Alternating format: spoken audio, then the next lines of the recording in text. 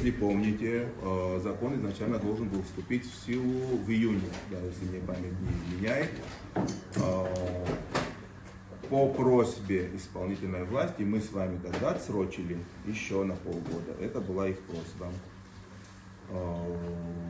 До, получается, 1 октября, потому что тогда признали объективно, что по некоторым вопросам все еще не готовы и могут быть проблемы правоприменительной практики. 1 октября наступило, закон вступил в силу, и ситуация показала, что несмотря на ту огромную работу, которая на самом деле проведена, есть все-таки немало еще вопросов, немало проблем.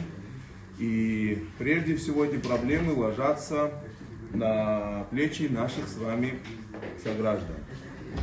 Да, ко мне как руководителю комитета по государственно-правовой политике, как руководителю комитета, который курирует эту зону направления, скажем так, в Народном собрании, начало поступать огромное количество обращений, как от наших граждан, то есть прежде всего от наших граждан, но помимо этого еще и специалистов совершенно разного профиля.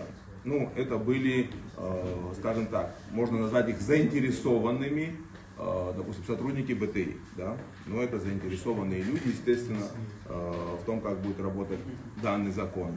Помимо этого обращались также совершенно не заинтересованные в том, чтобы этот закон был приостановлен, судьи, например, которых появились новые проблемы, с которыми не могли разобраться, да, не могли принимать решения по тем или иным вопросам. Очень часто звонили, просили дать какую-то конкретную информацию, будут ли изменения, что им делать, могут ли они пока приостановить находящиеся на рассмотрении в судах вопросы для того, чтобы именно в законодательном плане все вопросы были разрешены, у них не было проблем. Помимо этого обращались нотариусы.